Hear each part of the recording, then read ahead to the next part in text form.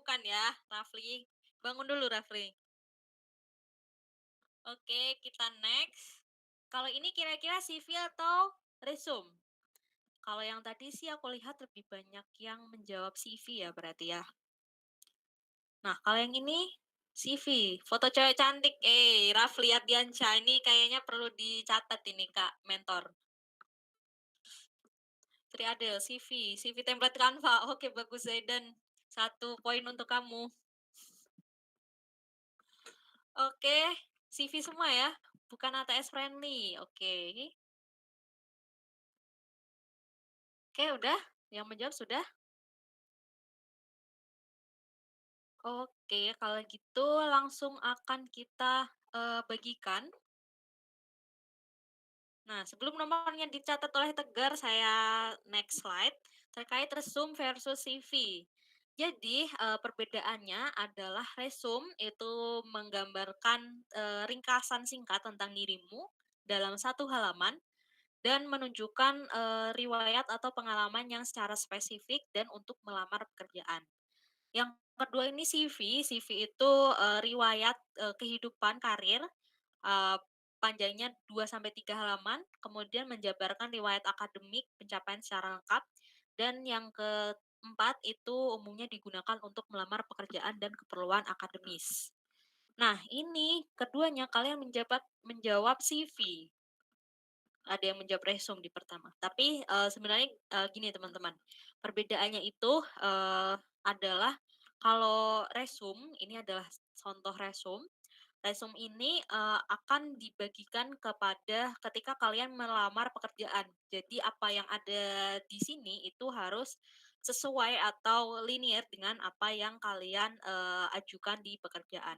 Sedangkan untuk CV, kurikulum vitae, ini kan riwayat hidup. Jadi kalian bisa menjabarkan lebih detail tentang, apa yang kalian, eee eee, dapatkan dan lain sebagainya. Nanti kita akan bahas lebih lanjut ya.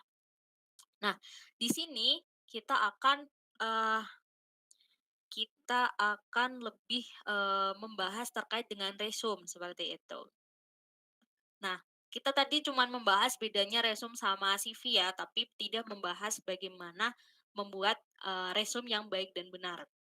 Nah, untuk resume itu yang dilihat dari, perusahaan ada beberapa nih teman-teman. Yang pertama itu, apakah kalian memenuhi kriteria dasar yang mereka cari? Seperti, misalkan kayak mungkin dia memerlukan seseorang yang memiliki keahlian di bahasa tertentu atau mungkin di, apa namanya, di, mungkin bisa di skill tertentu atau mungkin dengan bahasa tertentu dan lain sebagainya. Dan yang kemudian adalah keterampilan dan pengalaman. Jadi mereka melihat, bagaimana keterampilan dan pengalaman yang dimiliki oleh kandidat. Dan yang ketiga itu tata bahasa dan tampilan, apakah menarik atau tidak. Nah, ketiga hal ini itu tergantung dari masing-masing perusahaan. Jadi kalian tidak bisa membuat resume yang sama untuk melamar berbagai pekerjaan. Ada yang memang, membutuhkan kriteria-kriteria tertentu yang mana teman-teman harus, memasukkan poin-poin itu ke dalam, resume kalian dan termasuk keterampilan dan pengalaman juga.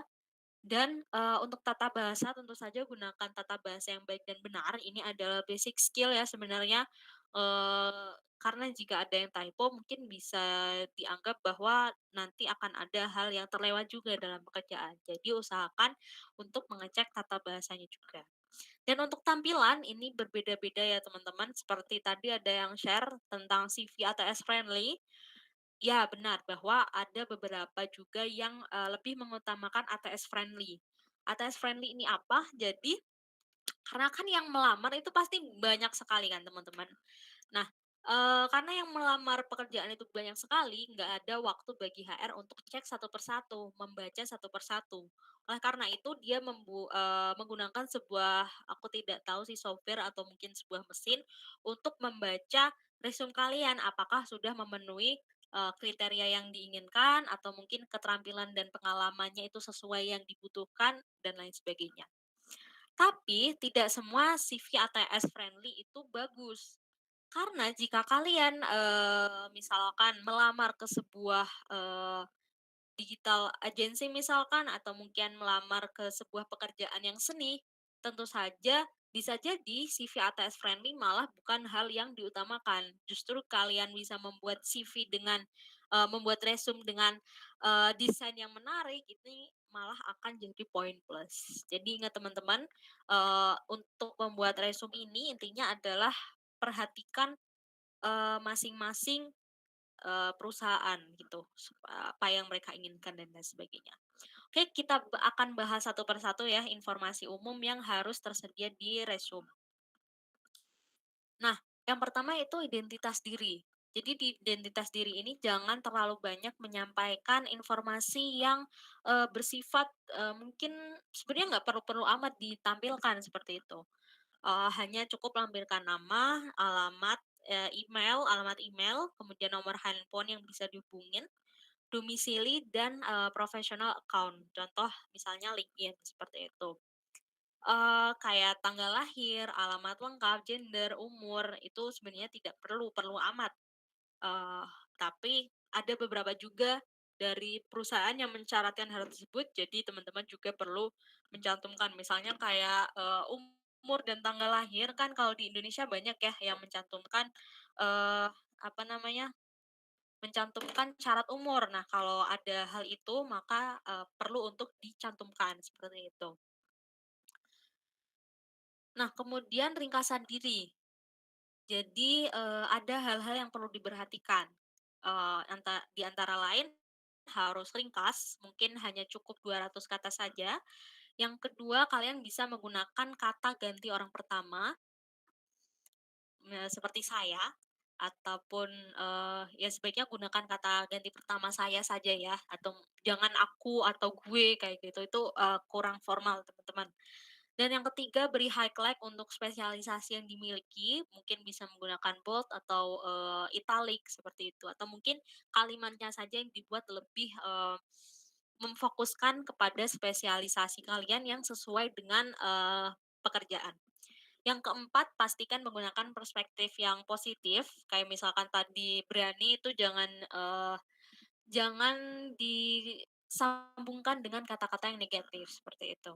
Kan berani itu kata yang positif ya sebenarnya, orang tua juga kata yang positif, tapi berani kepada orang tua ini ternyata menjadi, kata yang negatif ya. Nah, maka, ketika mengkonjungsikan atau menyambungkan satu dan lainnya, jangan sampai menimbulkan perspektif yang negatif. Dan yang kelima, deskripsikan passion dan hal yang kalian sukai. Mungkin ini salah satu contohnya. I am well versed with data processing, scraping, and analytic. I have strong command in various programming, such as Python, MySQL, aku nggak tahu bacanya gimana. Along with analytical tools such as BigML and Tableau, I'd love to interact with people and polish my communication skill, as I have done so successfully in my career by assisting various existing and potential customer to explain new project. Nah, ini tadi sesuai ya dengan apa yang kita pelajari. Dia menggunakan I, kata ganti orang pertama, kemudian meng-highlight, kemampuan dia seperti Python, MySQL, BigML, Tableau, dan, communication skill. Dia merasa punya skill di bidang itu, jadi dia highlight. Dan dia menggunakan, perspektif yang positif seperti I'd love to. Saya menyukai berinteraksi dengan orang lain, seperti itu. I have done so successfully. Saya sukses untuk melakukan communication skill. I have strong command. Saya memiliki, kemampuan yang bagus di, berbagai bahasa pemrograman dan lain sebagainya. Jadi ini salah satu contoh, resume yang bisa teman-teman praktikan. Yang kedua yaitu, pendidikan, eee, ini ada yang A ini ada durasinya berapa dari tahun berapa sampai tahun berapa, mulai dari dia SD sampai, kuliah dan course juga. Sedangkan yang B ini ada, highlight-highlight-nya juga, kira-kira mana yang benar? Mungkin biar cepat aku langsung aja ya. Jadi pada, bagian pendidikan ini yang paling penting diperhatikan adalah, pendidikan terakhir. Jadi bisa tuliskan 2 pendidikan terakhir yang ditempuh, misalkan kalau kalian baru mau lulus kuliah berarti SMA dan kuliah seperti itu. Kepencet. Kemudian durasi, harus ada durasi dari 2020 sampai 2024 misalkan. Terus IPK-nya, tuliskan IPK yang diraih khususnya, fresh graduate seperti itu. Dan pendidikan tinggi, karena, di pendidikan tinggi ini kan ada jurusan-jurusan tertentu yang kalian ambil dan biasanya ini menjadi, salah satu yang dipertimbangkan dalam, pekerjaan seperti itu. Jadi keempat hal ini penting, jadi mungkin kalau yang, lebih dipilih ini yang benar adalah yang sampel A atau B? Coba dijawab di kolom komentar. Yang apa yang B? Oke, B semua ya? Betul, 100 untuk kalian. Nah, sebenarnya apakah memang, SMA itu perlu nggak sih dicantumkan, SMP tuh perlu nggak sih dicantumkan? Sebenarnya ada yang bilang perlu, ada yang enggak, seperti itu. Cuman yang lebih, menarik adalah yang lebih menurutku penting adalah ketika kalian melakukan suatu hal yang memang sangat menjual di periode itu. Misalkan kalian udah, S2 dan kalian, eee berarti kan yang perlu dicantumkan adalah SMA dan kuliah seperti itu.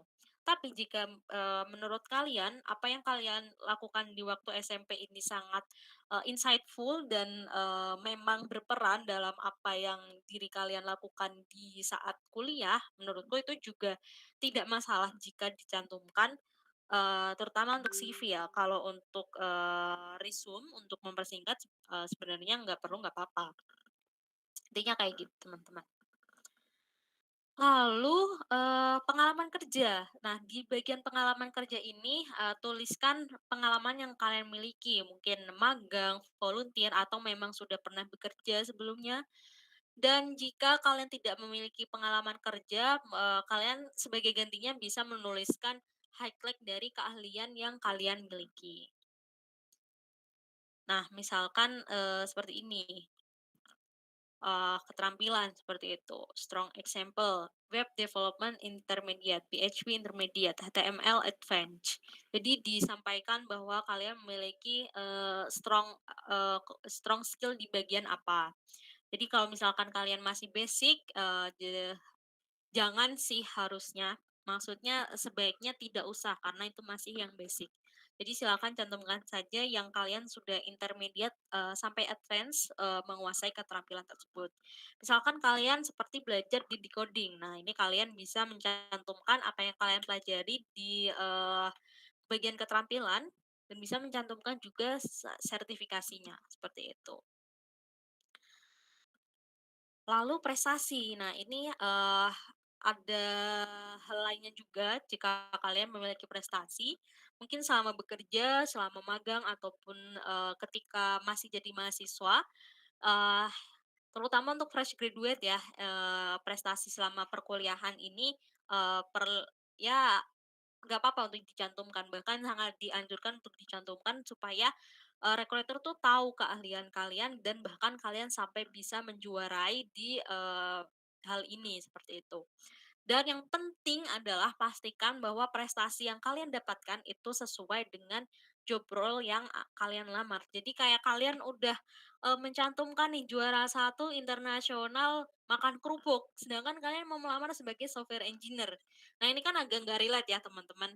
Jadi, mungkin jika teman-teman sudah pernah ikut hackathon, juara hackathon, atau mungkin, pernah ikut lomba cerdas cermat informatika. Nah, ini mungkin bisa jika, dicantumkan di, resume yang akan kalian gunakan untuk melamar sebagai software engineer, seperti itu. Oke, aku akan cek dulu apakah sudah ada yang bertanya di Q&A. Sepertinya tidak ada ya. Jadi, kalau ada yang mau bertanya silahkan. Kita akan break dulu sejenak selama 5 menit.